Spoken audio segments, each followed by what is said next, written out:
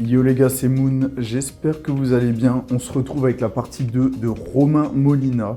Je le remercie encore une fois pour la suite de cette interview qui, vous allez le voir, elle est bien plus chill, bien plus cool et bien plus tranquille que la partie 1 qui parlait de sujets un peu plus stressants et angoissants. Donc les gars, je vous souhaite de kiffer cette vidéo, vous pouvez vous la mettre sur le côté, vous pouvez l'écouter en fond. C'est un petit quart d'heure, c'est beaucoup moins long que la première vidéo. Profitez bien et n'oubliez pas, si jamais vous voulez encore faire un petit cadeau pour les fêtes de Noël, le livre de Romain est encore en vente dans la description. Et je le précise, je ne suis pas sponsorisé pour en parler. Les gars, profitez bien, passez de bonnes fêtes et kiffez la vidéo. Ciao tout le monde. King quand on est dans le Fergie Time, un kick dans le pronostic vital. Je me suis hissé jusqu'en finale, penalty Panenka Zinedine Zidane. C'est l'heure du duel. Du coup, j'ai pu voir que t'étais un gros fan de Yu-Gi-Oh! Moi, j'adore. je te cache pas, je suis un drogué de Yu-Gi-Oh! Ah bah voilà un homme de goût. Voilà, donc j'étais obligé, je te cache pas, j'ai ma copine, elle pète les plombs quand j'achète des displays à 150 balles et des choses comme ça. Donc, j'ai une petite dizaine de questions, justement, et je pense que ces extraits-là, ils seront peut-être relayés par les comptes Yu-Gi-Oh! Donc il y a moyen que ça fasse plaisir un on peu. va rigoler. Moi j'en connais certains en plus des mecs qui font comme Zulu et autres. Donc, Ah, Zulu, je le connais aussi, je l'aime bien. ouais, gentil. Et Mais t'inquiète quoi. on avait fait une émission ensemble dans Click sur Yu-Gi-Oh! Dans la légende. Du coup, première question, comment as-tu commencé Yu-Gi-Oh! Même si je me doute un peu de la réponse. Écoute, j'ai commencé très jeune. J'ai commencé parce que j'ai vu simplement sur Canal J l'animé, tu vois. Ah, c'était J'avais sûr. quoi? J'avais 10-11 ans, je pense. Donc tout de suite, ça m'a plu. Même j'ai bien aimé l'histoire, toute la mythologie qu'il y avait derrière. Je trouvais ça assez fascinant. Donc ouais, non, j'ai commencé à jouer. J'avais ouais, 10-11 ans, je dirais. Donc au tout début. Et puis non, ça, ouais, j'ai commencé comme ça. Ah, ça m'étonne pas. Quel est ton monstre préféré? Oh, mon monstre préféré, c'est une bonne question. Ah, là, t'as le choix. Il y a 13 000 cartes, je crois, aujourd'hui différentes. Ça dépend si on est en rétro ou pas. Parce que je préfère jouer en rétro. All time. Ça peut Alors, être du old school. en actuel, aujourd'hui, je dirais c'est Maizen, le ninja du combat, parce que je joue ninja. Enfin, j'essaye de jouer ninja, mais il n'y a pas de support, donc c'est compliqué. Mais j'aime beaucoup l'archétype ninja, parce que je trouve que c'est marrant d'attaquer directement les points de vie et les effets flip et tout. Je trouve ça marrant, mais c'était à la rigueur assez fort il y a 2-3 ans. Aujourd'hui, bah, c'est évidemment obsolète. Mais je dirais Maizen, le ninja du combat, parce que je trouve que c'est un bon boss monster et j'aime bien le design. Et en historical time, moi, ma stratégie que j'aimais en rétro, c'est le Sphinx, c'est le gardien Sphinx. 1700-2004 en sacrifice qui permet, quand il est flippé ou il est retourné, il peut se reflipper chaque tour, il renvoie tous les monstres à la main de l'adversaire. Moi, j'ai toujours trouvé que c'était une carte exceptionnelle en go de format. Donc, je te dirais lui. Autrement, en design et tout, j'aime bien le magicien sombre du chaos. Ah, c'est sûr. Celui-là, ici, il ressort pas. Et d'ailleurs, tu vois, il est à côté de moi. Et ça, c'était imprévu. Et ça, c'est beau. Et ça, c'est beau. Donc, ouais, je te dirais ça. Purée, ils y croiront pas au montage. Là. Ouais, elle est belle celle-là, quand même. Hein. Quel est ton personnage préféré dans l'animé?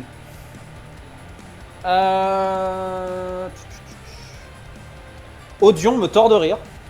Je trouve qu'il est sympa comme il est, la dévotion, tout, j'aime bien. Ah, c'est marrant, c'est pas la réaction que je m'attendais. Il tord de rire. Non, bah, je dirais Atem, Yami, quoi, mais que j'aime bien Star Power, mais j'aime bien Odion, j'aime bien aussi Shizu. Ouais, tout ce qui se réfère beaucoup plus côté égyptien. Ouais, j'aime bien, j'aime beaucoup. J'aime beaucoup. Après, je trouve que Pegasus a une classe monumentale. Je trouve qu'il a une classe monumentale, il est bien Darkos. C'était sûr. Je dirais ça. Et je dirais même, allez, on va dire pour le fun, je dirais le Yami de la saison 0.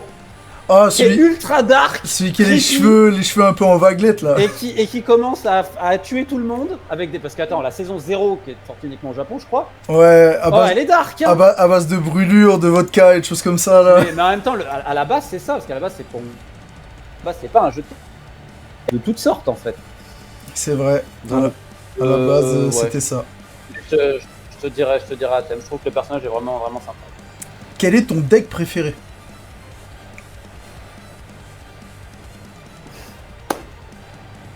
Bah, ça dépend si c'est pour le fun ou pas, quoi. Pour le fun. Ouais, parce que de toute façon, je suis pas un mec compétitif. Alors là, aujourd'hui, sur Master Duel, moi je joue Ninja Burn. Parce que ça me fait marrer, mais tu vois, tu joues Ninja Burn, tu peux pas être compétitif. C'est vrai que si je fais 5 invocations spéciales dans le tour, c'est un miracle. il y a eu, Voire 4. il y a eu quelques générations qui sont passées depuis. Voilà, non mais tu vois, donc ça, moi, ça me fait marrer.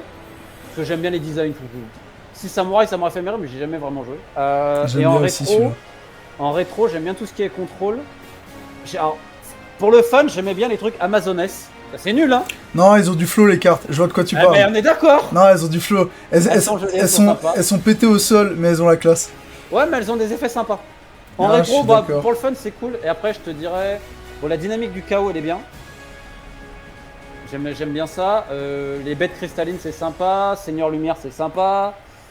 Mais ouais, non, je te dirais deck un peu contrôle, tu vois, avec les morpho-jars. Comme je t'avais dit, le gardien sphinx, des trucs comme ça j'aime beaucoup. Mais en rétro, j'aurais été comme ça. Et puis en moderne, bah ouais, Ninja Burn, donc j'ai pas vraiment. Même si tu vois, je l'ai pas fait parce que voilà, mais je trouve intéressant l'archétype qu'ils ont fait l'IA Audion justement, avec les monstres pièges, etc. Les monstres les pièges qui flippent et qui deviennent des monstres. Ouais, derrière. mais j'aime bien la mécanique des flips donc.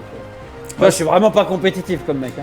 Ah, Autrement, je t'aurais dit autre chose. Je t'aurais dit Mitsurugi ou je sais pas quoi. on va y arriver dans les questions suivantes. Bah, justement, t'as répondu à une des questions, c'était quel deck joues-tu? Bah, du coup, Ninja Burn. Et est-ce que tu participes à des tournois Yu-Gi-Oh? J'ai participé quand j'étais très jeune. J'étais plus jeune d'ailleurs. Ah, c'est surprenant. D'habitude, c'est plus par la suite que les gens participent non, que j'en ai jamais fait. Non, parce que je joue pour le fun, quoi, si tu veux. Je me suis. Franchement. En format Edison ou Good, j'aimerais bien en faire. Parce qu'en fait, je préfère, parce que je trouve que le jeu est plus intuitif. Moi, ouais, c'est plus fun. En fait, franchement, voir un mec qui fait un tour pendant 10 minutes, ça me saoule. C'est la vérité. C'est pas pour rien que l'Edison, c'est le plus populaire. Mais voilà, parce que. Et puis, alors, en fait, c'est pas que c'est mauvais, c'est qu'il y a certains decks que je trouve cancer. Non, je suis d'accord. Moi, je vais te dire l'inverse, mais les gens ils vont dire, oh, j'ai au Game of Spirit, heureusement qu'il est banni. Mais non, c'est dommage, parce que c'était un truc anti-méta qui énervait tout le monde, mais tant mieux. Parce que les combos de 10 minutes, franchement, je suis d'accord, c'est horrible. Je trouve ça cancer. Surtout quand on veut en mettre fait, je quelqu'un trouve dans qu'il le faut trouver un juste milieu. C'est-à-dire que je comprends qu'aujourd'hui, tu vois, c'est une autre forme de jeu et c'est sympa aussi, tu vois. Mais il y a des interactions dans le tour et tout, c'est sympa. Mais à un moment donné, là, les tempai, tu vas pas me dire que c'est normal d'avoir autant d'effets sur un monstre. Non, totalement d'accord. Avant la damage tape, et je te refusionne pour refaire une synchro, pour refaire. Ah non, mais faut arrêter. C'est too much. J'aime pas non plus. Tu vois, je trouve que c'est too much. En fait, je trouve qu'il faut trouver un juste milieu. Après, je comprends, c'est évidemment une logique de business de Konami derrière. Donc, je trouve ça too much. Néanmoins, il y a de bonnes choses dans tous les formats. Mais non, là aujourd'hui, par contre, si tu me donnes un tournoi GOAT ou Edison, ouais, ça m'intéresse. Tu vois, il y a un autre truc que j'aime bien, c'est Monarch. Ouais, ils sont cool. Les Monarques à l'époque, tout. Là, j'ai vu qu'ils essayent de refaire un peu, etc. Mais je trouve ça sympa. Tu vois. Ouais, ils ont fait une display il y a pas longtemps dessus. Ouais. On va revenir sur Konami. Que penses-tu de la collaboration entre Griezmann et Yu-Gi-Oh? Mais ils auraient pas dû chercher Griezmann, ils auraient dû... Voilà. Non, je rigole. Mais plus sérieusement, Konami c'est du business avant tout. Ils ont une communication draconienne. T'as l'impression que c'est George Orwell, Big Brother is watching you. Franchement, Konami pourrait être dans le milieu du foot. Hein. Ils veulent contrôler tout ce qui se passe, etc. Donc ça, c'est une honte et un scandale. Et en plus, je dis même que ça va complètement à l'inverse du jeu et du créateur quand même du manga, qui a quand même pour le coup eu une mort héroïque, le pauvre. Hein. Ouais, ça franchement. Des gens, etc. et tout. Je connais pas personnellement, mais en tout cas, sa mort est héroïque pour le coup et épique. Mais ouais, non, je suis absolument pas fan de Konami, tu te doutes bien. Par contre, il y a des gens qui travaillent vachement bien. Je trouve qu'aujourd'hui, notamment sur la scène francophone, quand tu vois tout ce qu'ils ont fait, les tournois aussi, la manière, la boîte qui gère l'organisation du championnat de France et tout. Je trouve que c'est quand même vraiment à signaler le regain d'intérêt qu'il y a eu. Et non autant Konami, c'est pas mes amis, je les connais pas, mais bon, j'ai quand même quelques petits contacts en interne. Ce culte du secret, de machin. Et puis je trouve qu'ils sont pas très respectueux vis-à-vis des joueurs. Dans beaucoup de choses, là, notamment la polémique qu'il y a eu récemment sur justement les formats rétro, etc. Avec ce qu'ils ont voulu faire avec les erratums et tout. Je trouve que c'est une énorme connerie. Et que je trouve qu'ils prennent pas assez soin de l'international. Alors je comprends le Japon, machin, ce que tu veux. Mais à un moment donné, je pense qu'il pourrait mieux faire. Et notamment pour inciter d'autres gens à jouer, parce que je suis désolé, il n'y a personne qui aujourd'hui est capable, si le mec ne connaît pas, de jouer avec le format actuel. C'est impossible. Totalement d'accord, ça. Et c'est là où ils sont stupides, parce que c'est un jeu qui est magnifique, où ils ont fait plein de bonnes choses aussi, le mécanisme et tout. Il est tellement varié, il est tellement incroyable, qu'il y a plein de manières d'y rentrer. Mais le problème, c'est que Konami empêche ça. Pourquoi? Parce que c'est une logique de business. Parce qu'ils ont besoin de faire de la nouveauté, etc., du compétitif, parce qu'ils savent que ça va faire des... Et je trouve ça très con.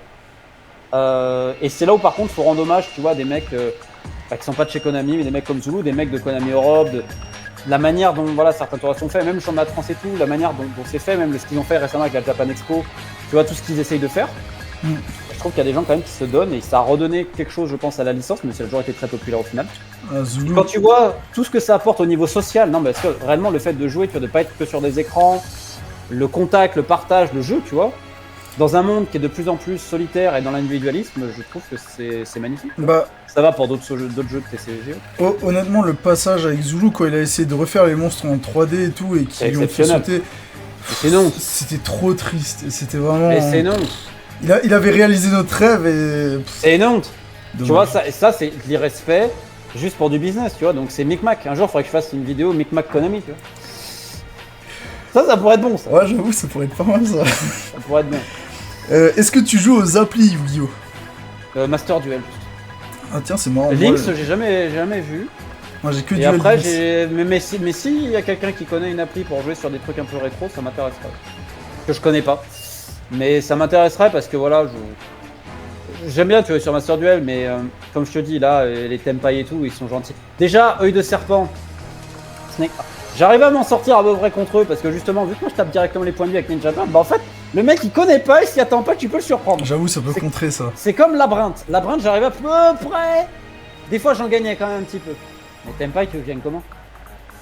Tenpai, c'est pas drôle.